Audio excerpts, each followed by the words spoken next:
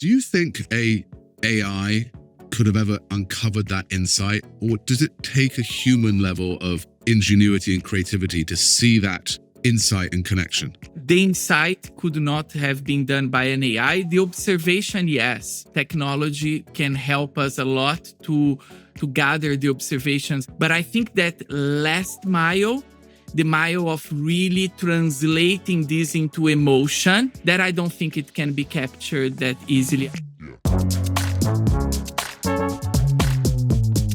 I'm incredibly excited today to speak to Leandro. He is the newly appointed Global CMO of Unilever. That's managing over 400 brands, a budget in the B for billions, and trying to create relevance and culture at scale, all in this AI-powered moment. Leandro, welcome to the pod. Hello. You've been at Unilever 23 years. You're now the Global CMO. That loyalty to one company is super impressive. What is the secret sauce inside of Unilever? What is the thing that has kept you at this company? What is the thing that I don't know about that is inside of Unilever and is magical? I think it's this obsession we have in serving people. We can call this consumer love. We can call this consumer intimacy. But at our best, I think the work here is really about understanding what people want. In my career, many times I was like, am I a marketer? Am I a psychologist?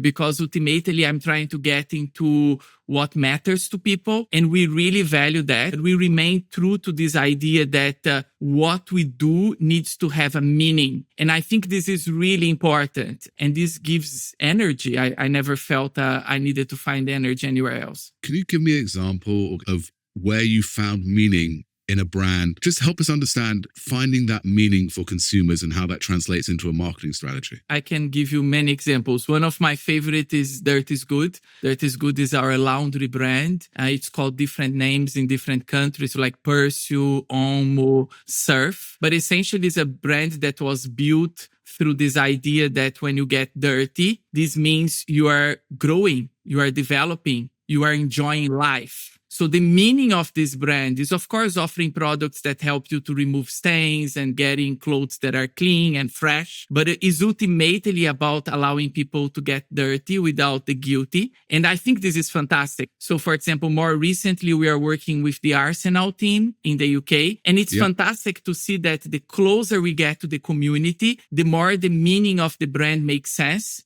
Because we could be talking about the obvious stuff like removing stains, many brands activating sport. But because we understand the role this brand has, when we talk to women in Arsenal, we're talking about stains that are not the stains normally people talk about. Stains in their underwears and blood and the things that are very intimate and many brands would shy away from, but we can do because we understand what the brand means to these communities, right? So I think Dirt is Good is a great example and one I'm super proud of. I remember that campaign. It won all the awards, so congratulations. Just on that Dirt is Good, do you think a AI could have ever uncovered that insight, or does it take a human level of ingenuity and creativity to see that insight and connection? I think that the insight could not have been done by an AI. The observation, yes. Technology can help us a lot to gather the observations about how clothes matter to people. But I think that last mile, the mile of really translating this into emotion or really having that feeling that only people who actually have kids, for example, know how much they playing outside. It starts outside, all their development, that I don't think it can be captured that easily. I still believe that there's poetry there, that it's essentially human. Let me just ask about the Vaseline Verified campaign, right? As I understand it, I think I read 300,000 creators were activated in some capacity. And what does it mean to activate 300,000 creators within a marketing program like brand governance, matching luggage, consistency of tone and voice?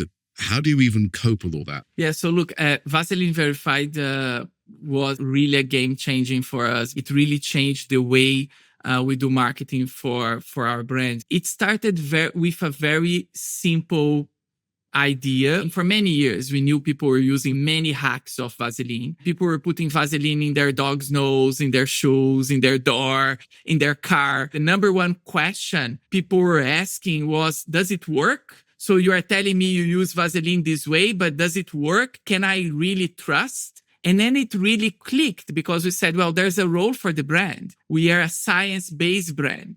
We're founded in this idea that Vaseline works. So what if we understand our role not as creators of messages, but as verifiers of what they are saying? It changed everything because it was the first time, Josh, that creators were pitching to us. So when you talk about the 300,000, it's not how we started, right? It started organically with us responding to content that already existed out there. But in the moment people understood we were verifying the content and we're talking to people, they start pitching back and say, hey, I have a hack. Hey, I have the other hack. So the 300,000 became really organic influencers and creators. And the more we start understanding the impact they had, then we came with paid media. And then, of course, when you start from earned and then you put paid, then you have a big storm of impact and effect. That is very, very interesting. And we should note, the reason you won the Titanium Award at Cannes for all this work is because it increased sales significantly and has done so in a sustained, growing way, right? Yeah, significant growth. And it's not only the growth, it's also where the growth came from. A lot of the growth came from e-commerce. You say all the right things like a professional CMO. You've been doing this for 4 months and they've got to you.